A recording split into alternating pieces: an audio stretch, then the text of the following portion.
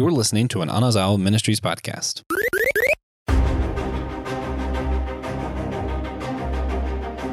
All right. Have you ever tried to find what is at the back of your wardrobe? Have you heard people talking about these lions, witches, and wardrobes and wondering what they're talking about? Find out today on Systematic Geekology. Today we are going to be going over the timeless classic of The Lion, the Witch, and the Wardrobe by C.S. Lewis. We are the Priest to the Geeks. I am Joe. I am one of the hosts here. I am a broadcaster, marketer, and currently I have been going through the getting caught up on all of the Star Wars stuff that is around and everything that's going on, because there's a lot of awesome things going on in the Star Wars universe. Fantastic. And I'm Dan Stoyer, aka Superfan Dan. I'm a home health physical therapist assistant by day and a podcaster by night, as I host Finish Last, where we strive to find ways to learn how to live like Jesus in the modern world. And for me, as far as something geeky, they just released the Moon Knight trailer, and I am stoked for it. And I'm coming from a place where I have never read a Moon Knight comic, don't really know about his character, so I'm just excited about learning about a new character that isn't so well known, it seems, in the Marvel universe, but I'm one that's really excited to learn about as we watch the show. Yeah. So, cracking into all of this, Lion, the Witch, and the Wardrobe is one of those books. I'm actually, the more that I think about it, the older that I get, I'm fascinated that I can think back to like the 5th grade, and they allowed us to read this in a public school setting and all of that. And, you know, with no issues. I mean, we're also talking about the heart of the 90s. It was a much different world back then.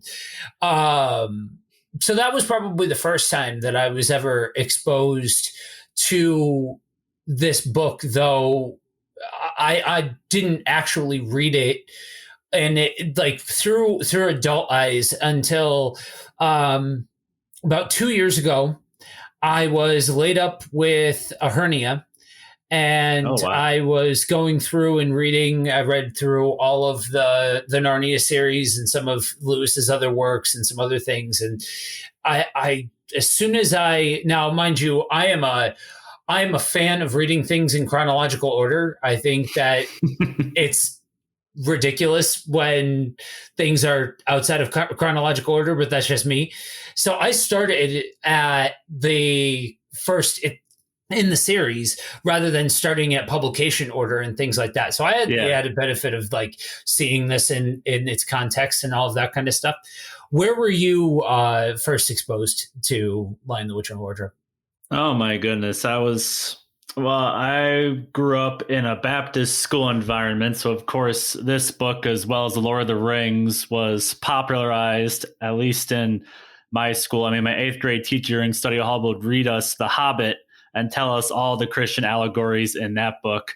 But I didn't really get into the books that much until maybe I was 15, 16, around there, because that's when the first movie was coming out, the one that's on Disney Plus now, the most recent Lion, Witch, and Wardrobe movie. And my sister had all 7 books in one book. So the book is like this thick, like it's really, really thick. And I probably read all 7 books in the span of about 3 weeks. I was just captivated by his writing, just very creative with Aslan and all the other characters. It just engulfed me. And every once in a while, I like to pick up the books and read them again. And I even got one on me right now. But this was my wife's copy of The Lion, the Witch, and the Wardrobe. So very old school by the way it looks. But I still can't believe this book was written in 1950. It just boggles my mind how something that far away or that long ago still has an impact in our society to anyone that reads it. Right, right. It's it's interesting to me with really all of the Narnia books, but specifically the Lion, the Witch, and the Wardrobe, how it's written in a way that doesn't speak down to anybody. Like you're not, it's not dumb. You don't feel like it's dumbed down, No. but especially from a creative standpoint. But at the same token, it's written in a way that it's written so that kids can read it. You know what I mean? It's not overly complex and weighty and all of those kinds of things. And that's something that's a very fine line that I can't think of many other authors that they've been able to really strike that very precise chord. Yeah, I mean, I totally agree with you, Joe. I mean, it could be you're 7, you're 10, or you're 70, and it'll have the same effect on you if you're open to the reading and all that. And I feel like cartoons have the same effect. Like when you think of cartoon, you think it's for a kid, but at the same time, if it's well written, it can really be for adults as well. So I just love that about just this book. It's just in general a very good read and very easy read. Yeah, it's funny because when I first read The Lion, the Witch, and the Wardrobe, I mean, I say that, like I said, in like fifth grade, I read it and it was fine. But and if, fascinatingly enough, I actually have distinctive memories of it coming up in some kind of context somewhere along the way that it was an allegory. And, that was the main kind of idea of why it was that we were reading it as an example of an allegory. But a step further, they covered what it was an allegory of. Yeah. And all of that. And so just again, and maybe this is the cynical 33-year-old that is looking at this now, that to see a public school system doing that is fascinating to me, especially one out in the middle of the sticks like the one that I grew up in. So we've circled the drain here about how we first got exposed to these things and all of that. Dan, why don't you go ahead and kick us off on a plot summary? For those that haven't, it's hard to imagine. There's a small number of books and authors that, especially for Christians that have been a part of the Christian community, they're lifers and all of that kind of stuff.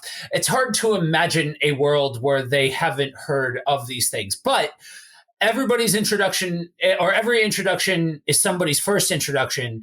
So let's go ahead and break down what The Lion, the Witch, and the Wardrobe is all about. I mean, I totally get that. I mean, I'm a huge Harry Potter fan, but I didn't start reading the books until 2 years ago. So I totally get it. So there might be some of you out there that haven't read it. So I'll give you the long story short of the plot summary here, as concise as I can be. So it follows the story of 4 kids, Peter, Susan, Edmund, and Lucy, and they get sent to this professor's house because it's during World War II, and they lived in London bombings, get sent out to the professor's house. So they're in a place that they're not used to, and they're going about this house. It's really, really big house, and the youngest one happens to come upon this wardrobe. And she goes in there, and all of a sudden she starts feeling branches and trees. And then she actually goes into the land that's Narnia. And it's eternal winter there. She meets a friend named Mr. Tumnus. And then she actually ends up going back to the real world. And the time of the world, it's another topic of itself. But basically, she's gone for only like 2 seconds in the real world. And in Narnian time, it's like 5 hours. But anyways, she goes back, and no one believes her.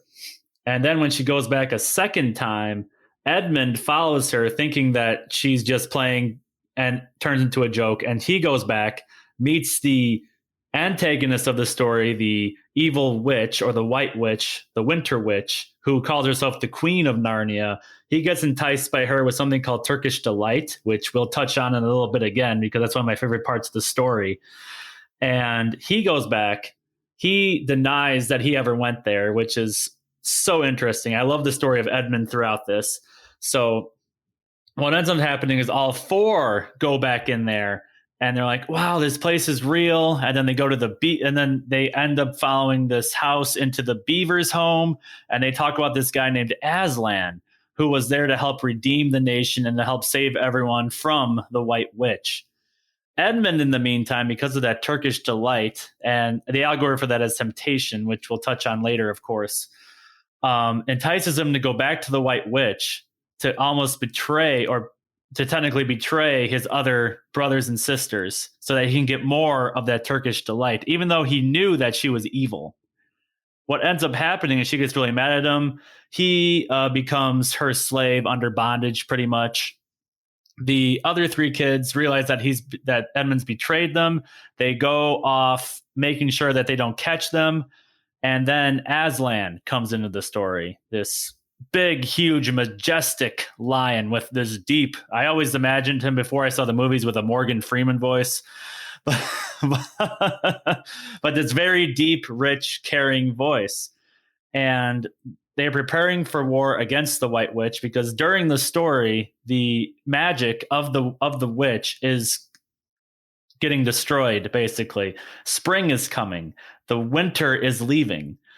And the witch goes, hold on a minute. I don't want this to happen. So she ends up meeting Aslan in person in the camp saying, I have Edmund and he is personally my property and I can do whatever I want to him. And Aslan goes, let's have a meeting. So they have a meeting. And at the end of the meeting, the White Witch gives Edmund back to the family. And everyone's celebrating. And the witch goes, you're going to keep your promise, right? And then Aslan, of course, roars. The crowd cheers. And then they have a party or whatever. Sadly, what happens next is Aslan then walks by himself. And the girls, Lucy and Susan, I believe, go after him, and he basically gives himself up and takes Edmund's place, and the witch basically kills Aslan on what's known as the stone table. And the witch thinks she's won, and the next day they're going to prepare for battle against Peter and Edmund and the forces of Narnia against the forces of the White Witch. Long story short, the two sisters stay where Aslan has died and can't believe what's happening. And lo and behold, Aslan comes back from the dead, kind of breaking the stone table in half, which is another allegory right there. That's why we kind of love this book. And he takes them off to the war and basically redeems all the characters, kills the White Witch, and then they become kings and queens of Narnia, the four children do. And then at the end of the book, they stumble upon where they entered the world of Narnia, and then they go through the wardrobe, and then they're back to modern times. And that's basically the first book. Does that sound right, Joe? Did I miss anything there?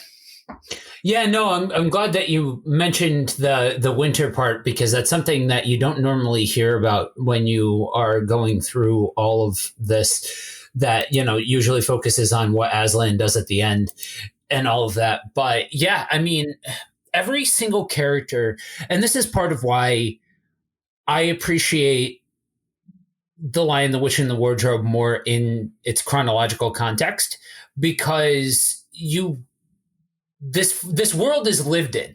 You know what I mean? And that's something that I have to give to Lewis, that he created a world that really does seem lived in, past just, you know, I'm going to hit you over the head as hard as I can with an allegory of, you know, yes, the most important thing that ever happened to humanity, but it's a compelling story beyond just that, and all of the characters have weight to them. You know what I mean? That's something that, you know, we're not necessarily going to touch on the movies per se, because you're gonna find those living over on Patreon, the reviews of those. But at the same token, you have even it's something that universally was really done well in both mediums that you have of these stories. That these characters they are 3 and 4 dimensional. You know what I mean? You actually care about the things that happen to these characters. And with The Lion, the Witch, and the Wardrobe, I have to give it to, it to me, and this is me again, looking at this from a point of view of 2022, but also from the point of view of somebody that I'm have spent way more time with secular media than with Christian media. So to me, it's super gutsy of a writer to take this character. Even, yes, you can make the argument, okay, of course, Aslan was always going to die, all of that kind of stuff. But to take this major character, you remember, or you realize that this book is the first introduction that anybody's ever had to this world in time. I'm saying in the time that it was released, you have this first and foremost, and so you have these characters that we're going to go ahead and kill this guy off and bring him back, even though by all other standards of measurement, why would you do that? All of those kinds of things, short of it being an allegory sort of thing. Yeah. But it's done well, Oh, it's done really well. I'm rereading the book recently. I was surprised. I don't remember this at all, but after reading it, they go to Narnia on page 5. Yeah. And I went, whoa, that's quick. And just like you said, it was to introduce this idea of another world that, I don't think of any other stories before this that is a true allegory of Christianity. That's kind of following the story of Jesus and the Bible. That's not the Bible. So, that, and it's for kids too, mostly. But like I said, I still enjoy reading it now and again, and it is just a pleasant surprise anytime I pick it up and read it. Right, and that's not to this extreme. There are the aspects of the hero's journey that you could point to in other stories. There are, if you squint and cock your head a little bit, you can find similarities to Christ's story in different books and things like that. But as far as a straight, as much of a beat for beat comparison as you can get without just recreating the source material, you know what I mean? Like without just having like the Bible, you know what I mean? That kind of thing. This is, the thing that comes to mind. And certainly it speaks to the power of a 72-year-old book that you're still thinking of this in such a light that it's the first thing that comes to your mind. It's at the end of the day, like this isn't even a horse race. Like there is no competition when you talk about things that illustrate. And I really think that that's true for, to give a bit of a sneak peek into the rest of this. There are true statements to this throughout the entirety of the Narnia series, some of them are, some of them you have to try a little bit harder than others to find where they, what part of the Bible they are illustrating, sort of thing. Like this is very much the most strict adaptation out of the group that you see. But to be able to establish it here and then move on throughout the series and still be able to keep that same kind of feeling about it and that same kind of presentation of it all, I think just really speaks to how compelling a writer C.S. Lewis really is. Oh, he's fantastic. C.S. Lewis just in general, writing the Screw Tape Letters and mere Christianity. I mean, he already had a lot of stuff going for him, and just to have this added on to just all the books he wrote, I mean, what a gift that he gave. You can tell this is totally something from God, because it's still something that will be around for as long as life exists, I think. And I think what really sets this book apart for me, or just the series in general, is that a lot of things that happen in it are relatable. I mean, one of my favorite parts, and I'll just go right into my favorite part now. One of my favorite parts is just the story of Edmund in general, because when you first read this book, Edmund is the character you hate. Edmund is the character where it's like, man, what an idiot. How could he betray his own brothers and sisters for a piece for a donut? That's basically what he was doing.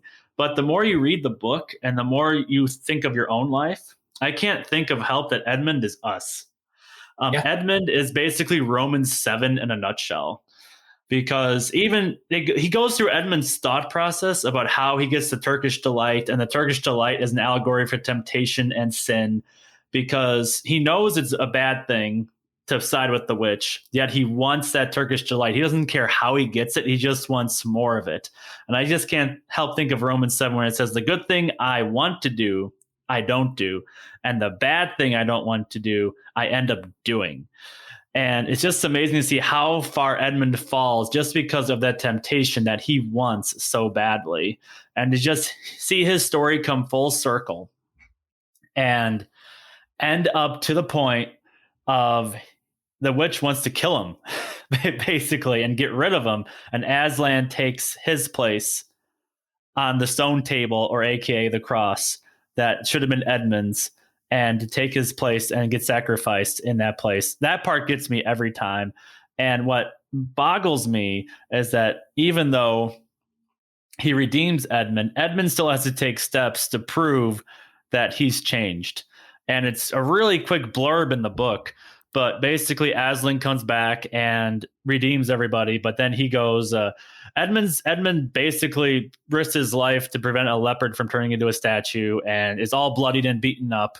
And I think that's the point that people realize, that Edmund took this seriously and that he wasn't living for himself anymore, but for others. And that to me is such a redemption story, and that he took the focus off of himself and realized, hey, my life is important, but living for others is more important, because that's what Jesus, or Aslan in this case, would do for us. So that part, that story gets me every time I read this.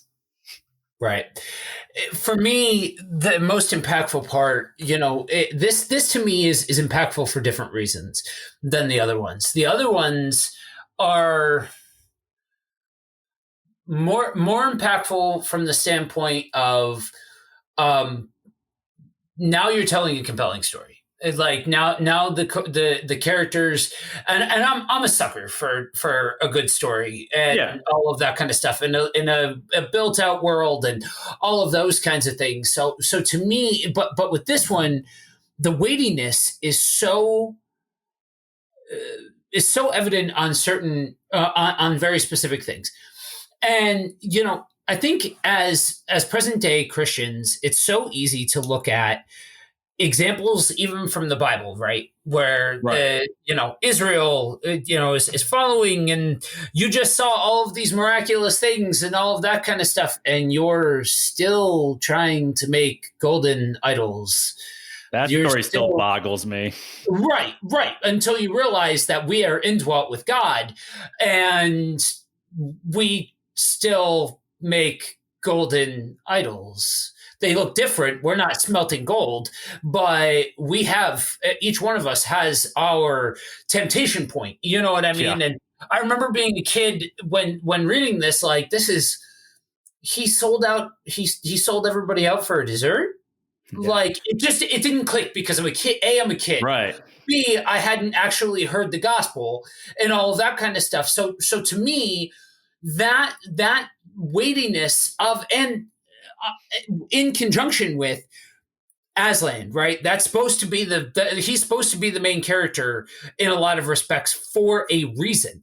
And the fact that we it's the same deal, and again, the little Easter eggs, check out the movie review, but they did this in the movie too, where you hung there.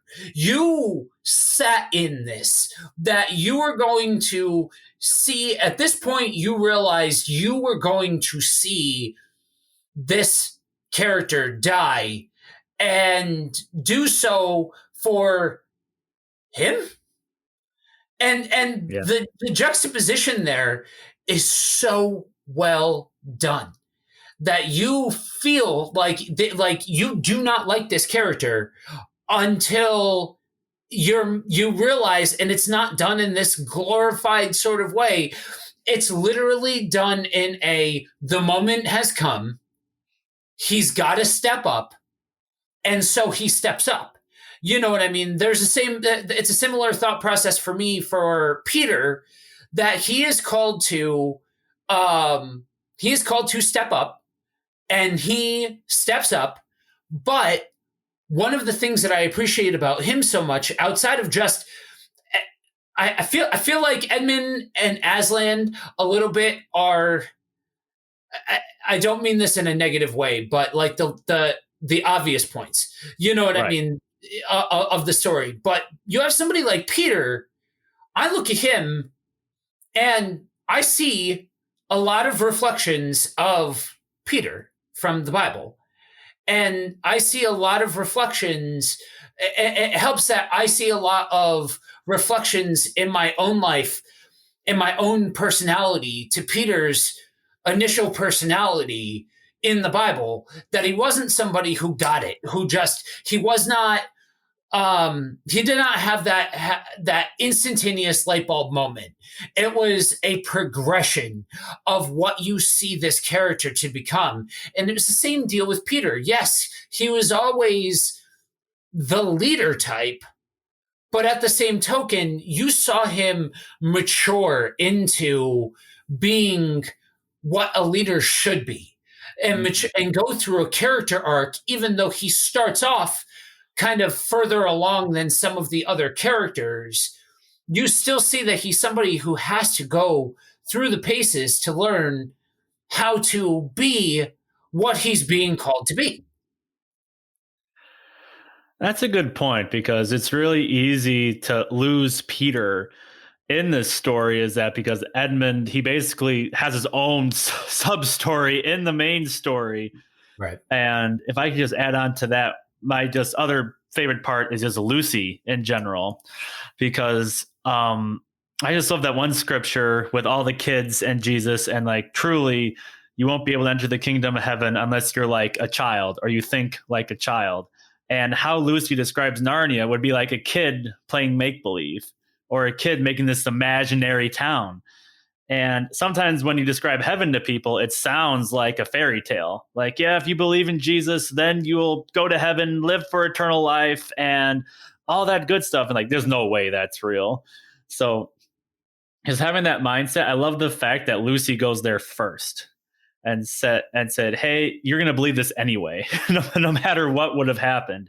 But her faith throughout the whole process is it's something that we need to hold on to, especially in these times on earth, as we strive towards our Narnia, or heaven in this case, that Jesus has for us at the end of our journey. So I want to use that as a perfect caveat to jump over to the philosophical aspects of this. And you know, a lot of times, you know, you don't know exactly where we're going to go with this, but like, it's time to talk about the lion in the room, right? Like, we've made some inferences to it, but now let's talk about it. I'm so glad that we're using the character of Lucy as the transition point.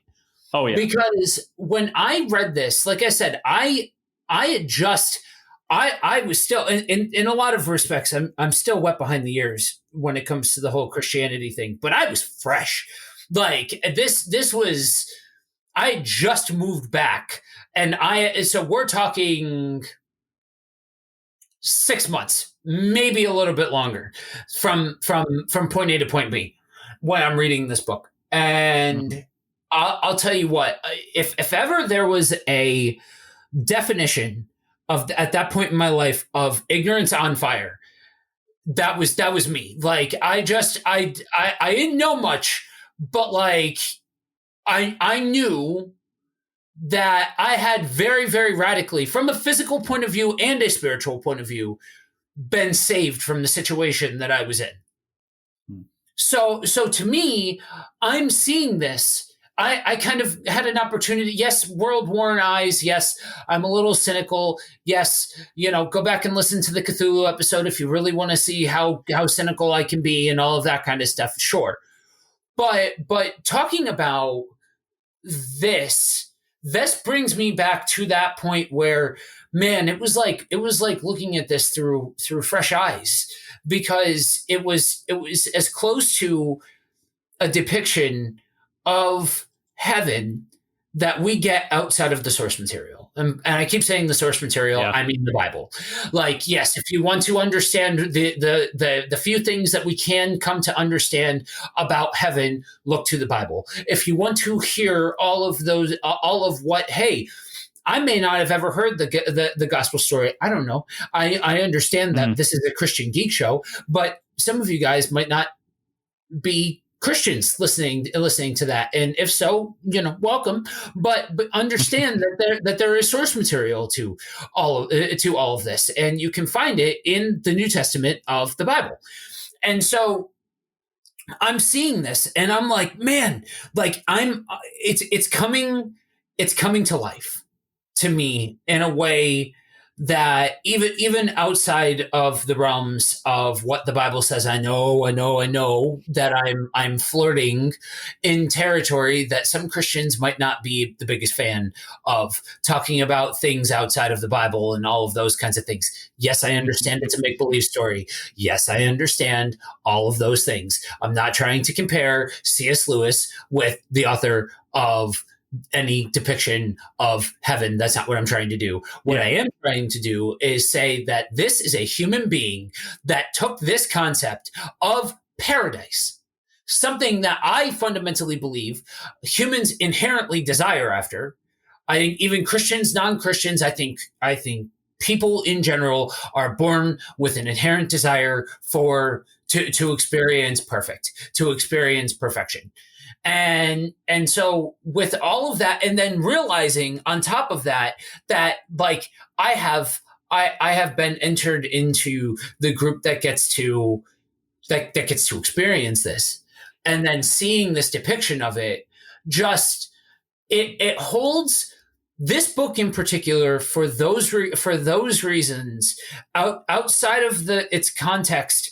Like, if you pluck this out of the context of the Narnia series, this is one of the few books in the series that still holds so much gravitas for me, because of the place that I was when I first read it, when I first experienced these things, and understanding what radical grace actually looks like. You know what I mean? Like, living my life before I did, like, away from Christ, and then coming to know Christ and understanding that, you know what?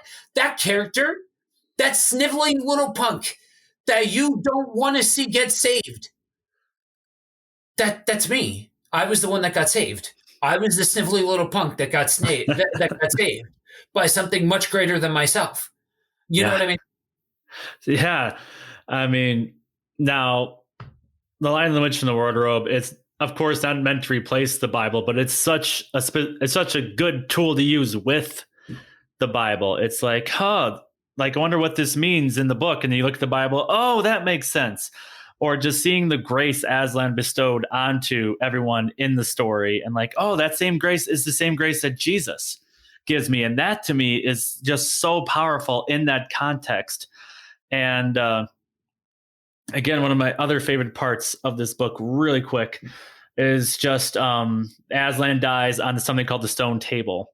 And when he gets resurrected, the stone table gets cut in half. And when Jesus died, the Holy of Holies, which was in the Bible the sacred place of where that's the only place you could experience God, that was also broken, symbolizing that we can have that connection to God. Anyone can, any place, anytime, anywhere. Just like in Narnia, Aslan was that connection for all the people in that world as well. So, yeah, I mean, I could talk about this book in another 3 hours, but I know we're limited. But wow, just Yes, what you were saying is that we do not deserve this grace, but the point is that we don't deserve it, but we have a God who loves us enough that he gives it to us as long as we accept it. And that to me is just one of the main points of just this book in general. And there it is, right? And for somebody like me, like I when I first got saved, I so went down the apologetics rabbit hole. I've said this before. I'll say it again. Reader's Digest version. The Bible makes a whole lot of claims, and if you can start verifying the major ones, then a whole lot of the other ones that aren't necessarily verifiable through an apologetic standpoint become a whole lot easier to digest. And so I went down that rabbit hole, but I got to this point of I still needed to accept that this mountain of evidence was true. You can look at the mountain of evidence all you want to. Yeah. If you reject it, then there you go. Then you still don't believe it. But you get to the point, and I think at this point, I forget, but I think I'm quoting Lee Strobel when I say this, that I got to the point where it took more faith not to believe than it did to believe. And the fact that you bring up that point of as long as we accept it, that is key, that is vital. You know what I mean? Because otherwise, if you just approach it like, you say the prayer and you get your fire insurance, then, there's no heart behind that. There's no depth behind that. And I am of the camp, and this is conjecture. I don't necessarily have anything to back this up from a quantitative standpoint, but I really fundamentally believe that at least The Lion, the Witch, and the Wardrobe was inspired by God, like a gift from God through Lewis, because otherwise, if you have something like this that can elicit these types of emotions out of people, that can elicit this kind of, because I think sometimes as Christians, even for somebody like me, right, I haven't been doing this the whole of my life, so I have a newfound appreciation for how easy it is for somebody like you or for any of the other hosts that are lifers, that for the Bible to become stale in certain regards, that you can just kind of look over certain things, that you just kind of breeze over certain things. So I don't think that there's anything wrong with stating that God is a God that would give us something that we can look to, that's a reminder, yes, reminding you towards him, reminding you towards the Bible. Yeah. Again, a million asterisks, and I'm not going to stop every single time to address every single one of them. But, if we can, if we can be honest, I think that this is a prime example of God using the broken toys in the toy box to create something incredibly impactful for generations upon generations upon generations. So that was well said, Joe. I don't know what to follow with that, other than I just want to leave all our listeners with just a question. And I know we've talked a little about Edmund in this episode because I know it's something that I've related to. But I just want you guys to experience the grace of God, and I want you to be okay with accepting that and asking yourself, have I accepted that grace in reality, or am I still relying on my own knowledge? Am I still relying on my own goodness? Because friends, no matter how good we can get, we can't be as good as God wants us to be without Jesus intervening in our lives and giving us that grace that he sheds upon us. So that's all I want to leave with you guys, is just accept that grace. You will not regret it. Yeah. And when looking at something like this, it can be easy to miss some of the finer points sometimes, especially if you're somebody that has heard, I'll call it a manipulated version of the gospel. if you've heard something that isn't necessarily the gospel, but it's all that you've heard of, and you look at something like this and you see the pure parts of it, right? Yes, it's out of man. Yes, all of that, blah, blah, blah.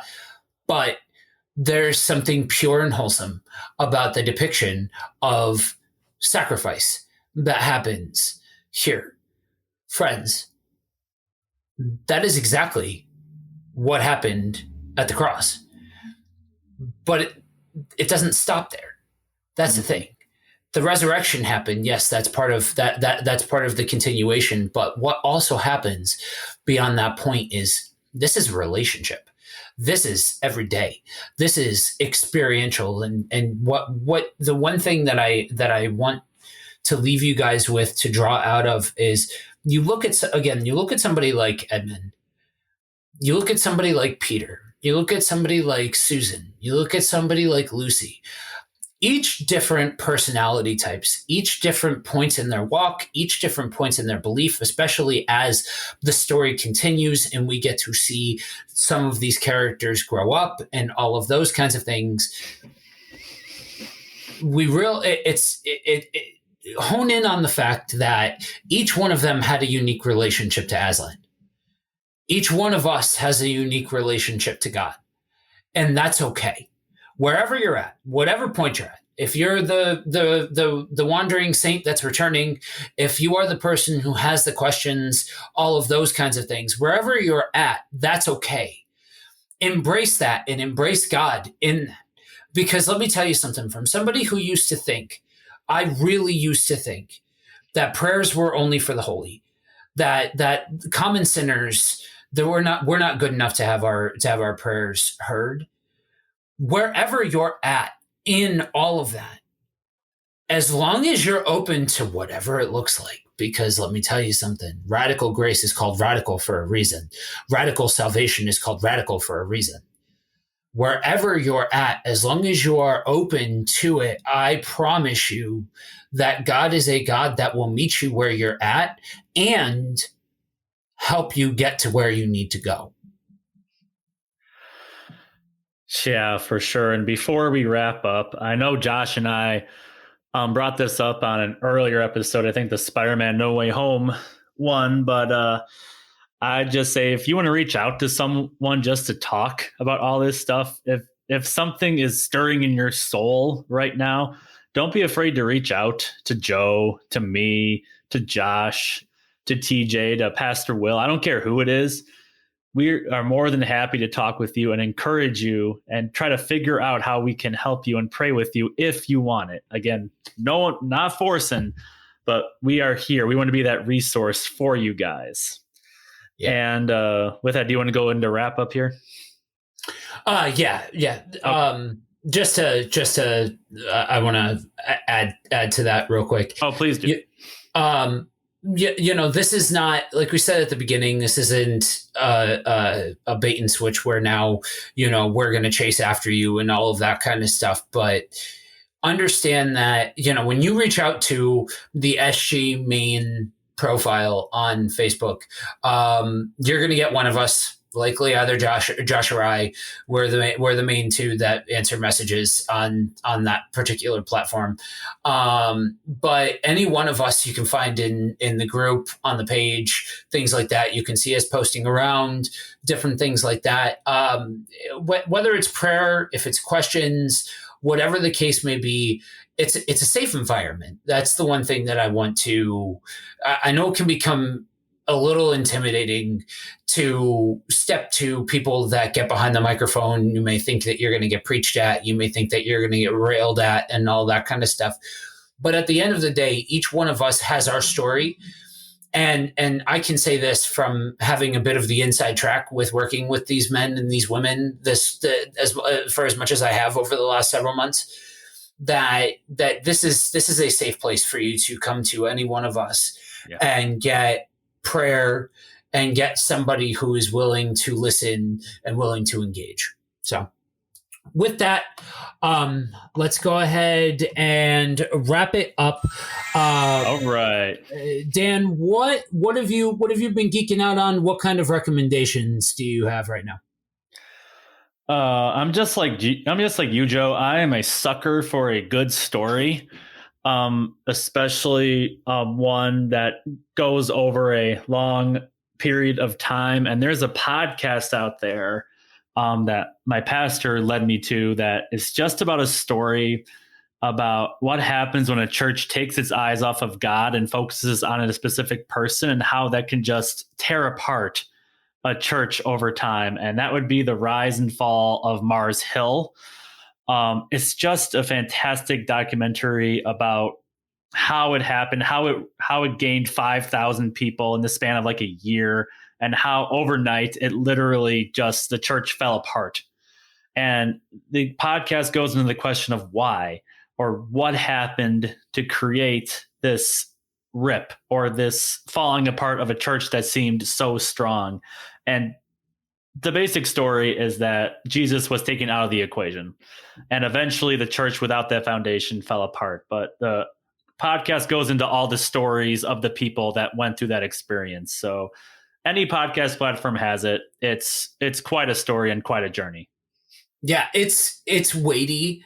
If there are absolutely parts where, for those of you that are parents out there, maybe just be aware. You know what I mean? It is put out by Christianity Today, so it's not like super profane or anything like that. But there are some definitely adult themes. But that's probably what's fascinating about that podcast is A, the content itself, but B, everybody's reaction to the content itself and all of the various points of view, because it's not, without going into all, a whole second episode on the rise and fall of Mars Hill, that's a story that is applicable to so many different churches. You just happen to be talking about one that has like 5,000 people.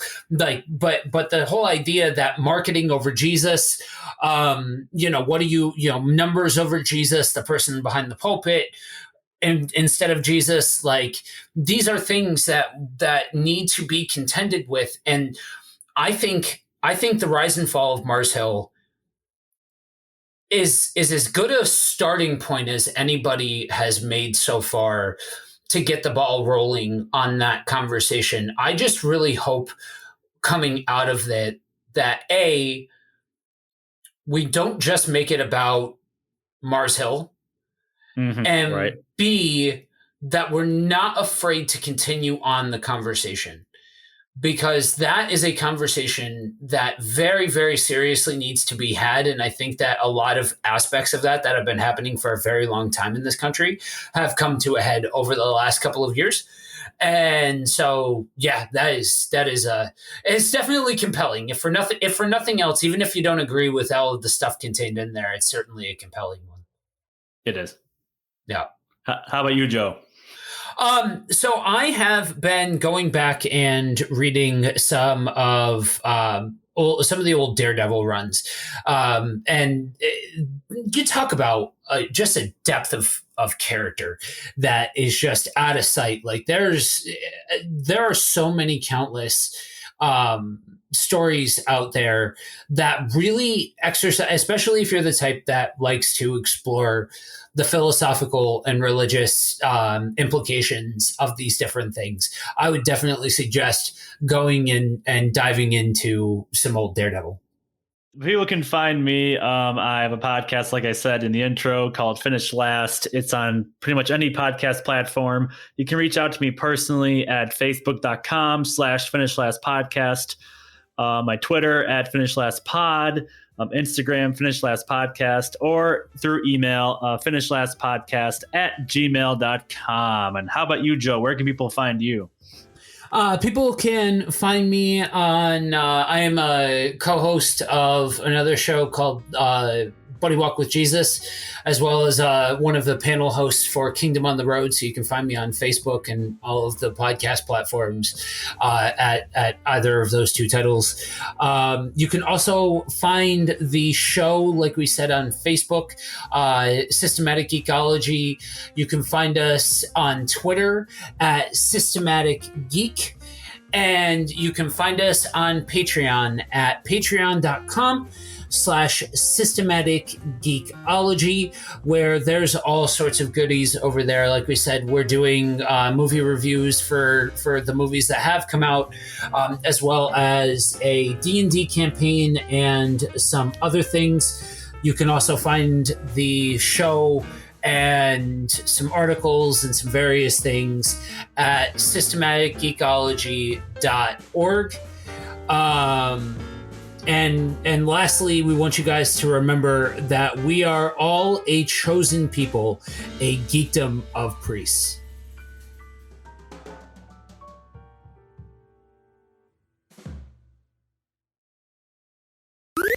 This was an Anazao Ministries podcast. If you enjoyed this show and would like to learn more about our network, be sure to check out the Anazao Ministries Podcast Network.